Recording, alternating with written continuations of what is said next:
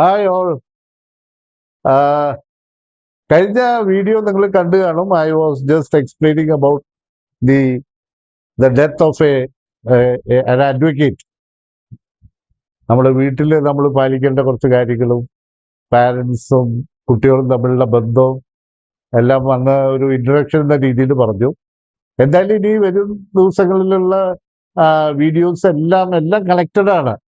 Okay, ഇന്ന് actually ഞാൻ ഉദ്ദേശിച്ചത് I want to tell you about some steps to building a positive personality. Positive ആയിട്ടുള്ള personality. ഇന്നലത്തെ കഴിഞ്ഞ വീഡിയോയിൽ തന്നെ ആൻസറുകൾ ഇതിലുണ്ട്. നമ്മൾ ഇതെല്ലാം കുറച്ച് പാലിച്ചു പോകണം. ഇടയ്ക്ക് ഞാൻ സ്ട്രെസ് ചെയ്ത് പറയാം ആ കാര്യങ്ങൾ. എന്തായാലും ഒരു കാര്യം ഞാൻ ഉറപ്പായിട്ട് പറയാം.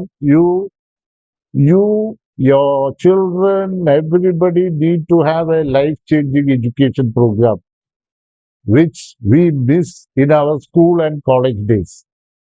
എൻ്റെ കോളേജിലും ഞാൻ പഠിക്കുമ്പോൾ സ്കൂളിലും ഒക്കെ ഞാൻ പഠിപ്പിക്കുന്നുണ്ട്, പഠിപ്പിക്കില്ല എന്നുള്ളതല്ല. പക്ഷെ കുറച്ച് കാര്യങ്ങൾ നമ്മൾ കുറച്ച് പോസിറ്റീവ് പേഴ്സണാലിറ്റിയിലേക്ക് എത്താൻ വേണ്ടി ബിൽഡ് ചെയ്യാൻ വേണ്ടിയിട്ടുള്ള ചില കാര്യങ്ങൾ നമ്മൾ പഠിക്കണ്ടോ എന്ന് ചോദിച്ചാൽ എനിക്ക് അറിയില്ല. ഞാൻ പഠിച്ചിട്ടില്ല. ഒരു നല്ല സ്കൂളിലും നല്ല കോളേജിലും ഒക്കെ പഠിച്ചിരിക്കുന്നത്. സോ ഇന്ന് ഞാൻ കുറച്ച് സ്റ്റെപ്സ് പറയാം about building A positive personality. The first step is accept responsibility.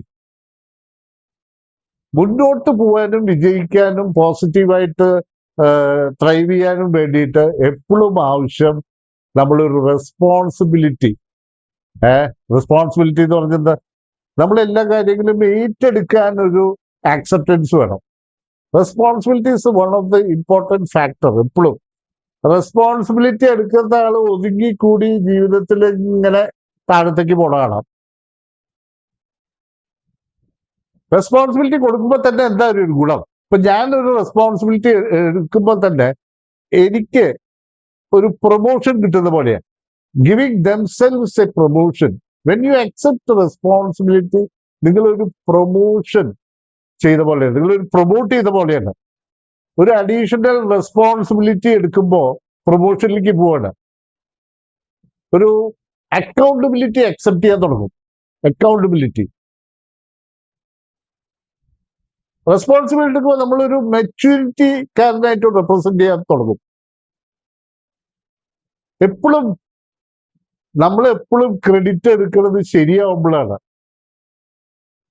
പക്ഷെ പല ആൾക്കാരും അവര് തെറ്റുകൾ വരുമ്പോഴും when things go wrong they accept that also. ആ റെസ്പോൺസിബിലിറ്റിയും അവർ ഏറ്റെടുക്കും. അതാണ് ആക്ച്വൽ പോസിറ്റീവ് ആയിട്ടുള്ള ഒരു പേഴ്സണാലിറ്റിയുടെ ഒരു ഗുണം. പലപ്പോഴും നമ്മൾ എന്താ ചെയ്യാ വെച്ചാൽ, നമ്മൾ ചെറുപ്പത്തിൽ നമ്മൾ റെസ്പോൺസിബിലിറ്റി ഏറ്റെടുക്കാതെ വരുമ്പോൾ നമ്മൾ പലപ്പോഴും ആ ബ്ലെയിം പാരൻസ്, ടീച്ചേഴ്സ്, നമ്മുടെ ജീൻസ്, ദൈവം, ഫെയ്ത്ത്, ലക്ക്, സ്റ്റാറ് എന്നൊക്കെ പറഞ്ഞ് അങ്ങോട്ട് വിടും. ആക്ച്വലി അതല്ലല്ലോ. നമ്മള് റെസ്പോൺസിബിലിറ്റി ഏറ്റെടുക്കുന്ന ആള് അങ്ങോട്ടൊന്നും പോവില്ല. പല കാര്യങ്ങളൊന്നും നമ്മൾ പറയാൻ നിൽക്കില്ല. നമ്മൾ എപ്പോഴും റെസ്പോൺസിബിലിറ്റി, അത് ചൈൽഡ്ഹുഡ് തന്നെ ഇൻകൾക്കേറ്റ് ചെയ്യേണ്ട ഒരു സ്വഭാവമാണത്. മറ്റുള്ളവർ ബ്ലെയിം ചെയ്യുന്ന ഒരു സ്വഭാവം നമ്മളെ മുന്നോട്ട് നയിക്കാനോ നമ്മളെ റെസ്പോൺസിബിലിറ്റിയിൽ എത്തിക്കാനോ നമ്മളെ സഹായിക്കില്ല. ജോണി എന്ന് പറഞ്ഞൊരു കുട്ടി മമ്മോട് പറഞ്ഞു, മമ്മ, ജിമ്മി എന്റെ കൂട്ടുകാരനാണ് ആ വിൻഡോ തകർത്തത്, ഒടിച്ചു കളഞ്ഞത് എന്ന് പറഞ്ഞു. മമ്മ നോക്കുമ്പോ വിൻഡോ തകർന്നിരിക്കുക. പക്ഷെ ചോദിച്ചു വന്നപ്പോ എന്താ, ജിമ്മി കല്യാണം ചെയ്തത് ജോണിയാണ്. ജോണി സൂത്രത്തില് തല അങ്ങനെ താഴ്ത്തിയപ്പോ ആ കല്ലാണ് ജനലിൽ പോയി കൊണ്ടത്. അപ്പൊ ആരാണ് ഫോൾട്ട്? അപ്പൊ അവിടെ നമ്മൾ എപ്പോഴും മനസ്സിലാക്കേണ്ടത്, നമ്മൾ എപ്പോഴും റെസ്പോൺസിബിലിറ്റി എടുക്കാൻ നമ്മൾ തയ്യാറാവണം. ജോണി റെസ്പോൺസിബിലിറ്റി എടുത്ത് ജോണി നേരെ തലയ്ക്ക് വെച്ച് കൊടുത്തു ജിമ്മിയുടെ. ചോദിച്ചു വന്നപ്പോ ജോണി തന്നെയാണ് റെസ്പോൺസിബിൾ ആയിട്ടുള്ള ആള്. ഒരു സോഷ്യൽ റെസ്പോൺസിബിലിറ്റി എപ്പോഴും ആവശ്യമാണ്. Social responsibility. Ancient Indian wisdom എപ്പോഴും പഠിപ്പിക്കുന്നത് ഫസ്റ്റ് കമ്മ്യൂണിറ്റിയാണ്, സെക്കൻഡ് ഫാമിലിയാണ്. തേർഡ് നമ്മളെ തന്നെ, അവർ സെൽസ്. അപ്പൊ ഓർഡറിൽ വരുമ്പോൾ community, family, our selves. So responsibility പറ്റി ഞാൻ കുറച്ച് ഇത്രയൊക്കെ പറയുന്നുള്ളൂ. Accept responsibility, that is the most important thing. Second one is show consideration. ഒരു കൺസിഡറേഷൻ മറ്റുള്ളവർക്ക് നമ്മൾ എപ്പോഴും കൊടുക്കേണ്ടത് വളരെ ആവശ്യമാണ്. ഒറ്റ ചെറിയൊരു സ്റ്റോറിയിൽ ഞാനത് പറയാം. ഒരു 10 വയസ്സുള്ള ഒരു കുട്ടി ഐസ്ക്രീം കഴിക്കാൻ പോയി ഒരു ഷോപ്പിൽ. അവന്റെ വീട്ടിലെ കുടുക്കൊക്കെ പൊട്ടിച്ചിട്ട് കുറച്ച് കാശൊക്കെ എടുത്തിട്ട് ഐസ്ക്രീം കഴിക്കാൻ പോയി. അവന് ഏറ്റവും ഇഷ്ടമുള്ളത് ഐസ്ക്രീം കോണിലുള്ള ഐസ്ക്രീമാണ്. അവൻ അതിന്റെ വില ചോദിച്ചു, ആ കോണിലുള്ള ഐസ്ക്രീമിന്റെ വില. ഇത് അമേരിക്കയിലായ കാരണം അദ്ദേഹം അവര് പറഞ്ഞു ഇതിന് 50 സെന്റാണ് ഇതിന്റെ വില എന്ന് പറഞ്ഞു.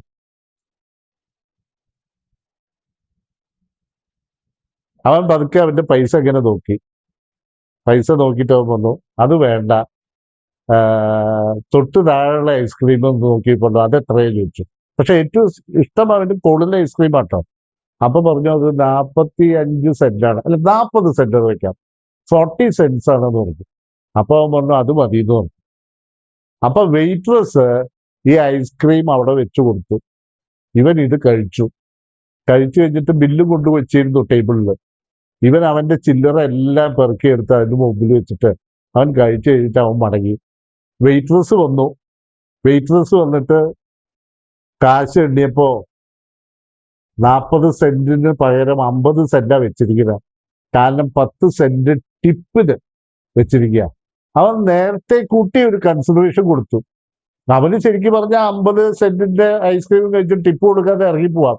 പക്ഷെ അവന് ഇഷ്ടമുള്ളത് അവൻ കഴിക്കാതെ അതിന് താഴെയുള്ള ഐസ്ക്രീം 40 സെന്റിന് കഴിച്ചിട്ട് 10 സെന്റ് ടിപ്പും വെച്ചിട്ടാണ് അവൻ ആ വെയിറ്റേഴ്സിനെ കൺസിഡറേഷൻ കാണിച്ചത്. ഇതിലും വലുത് എനിക്കൊന്നും പറയാനില്ല. Showing consideration is very important. ആ ചെറിയ കുട്ടിക്ക് പോലും ആ മനസ്സിൽ അത് തോന്നിയെങ്കിൽ നമ്മളൊന്ന് ആലോചിച്ച് നോക്കുക. നമുക്ക് പല സ്ഥലത്തും കൺസിഡറേഷൻ കാണിക്കേണ്ട ചുമതലകൾ നമുക്ക് വരുമ്പോൾ നമ്മളത് ചെയ്യേണ്ടത് ഒരു പോസിറ്റീവ് പേഴ്സണാലിറ്റിയുടെ ബിൽഡ് ചെയ്യുന്ന ഒരു സ്റ്റേറ്റസിന് അത്യാവശ്യമായിട്ടുള്ള കാര്യമാണ്. മൂന്നാമത്തെ, think win win. Win win situation ആണ് നമ്മൾ എപ്പോഴും തിങ്ക് ചെയ്യേണ്ടത്. Win win. ഒരാള് മരിച്ചു. അതിൽ ഫാദർ സെന്റ് പീറ്റേഴ്സിന്റെ പോയി അദ്ദേഹത്തിനോട് പറഞ്ഞു എനിക്ക് സ്വർഗവും കാണണം നരകവും കാണണം എന്നുണ്ട്. മരിച്ചിട്ട് കൊണ്ടുപോയണം. അപ്പോ എന്ത് ചെയ്തു വെച്ചാൽ അദ്ദേഹം ആദ്യം നരകത്തിലേക്ക് കൊണ്ടുപോയി. നരകത്തിലേക്ക് കൊണ്ടുപോയപ്പോ അവിടെ കഴിക്കുന്ന സമയമാണ്. ഒരു നീളമായിട്ടുള്ള ഒരു ഡൈനിങ് ടേബിള്, ചുറ്റും ആൾക്കാരിയ്ക്കുന്നുണ്ട്. ആൾക്കാരുടെ കയ്യിലും ഒരു 4 അടിയുള്ള ഫോർക്കും നൈഫും 2 കയ്യിലും കെട്ടിവെച്ചിരിക്കുക. അപ്പൊ 4 അടി നൈഫും ഫോർക്കും എന്ന് പറഞ്ഞാൽ അറിയല്ലോ, നീളത്തിൽ ഇങ്ങനെ ഇരിക്കും. അവര് കഴിക്കാൻ അവിടെ ഇരിക്കുകയാണ്. പ്ലേറ്റ് ഫുഡ് നിറച്ചുകൊണ്ട് ആൾക്കാരും ഉണ്ട്.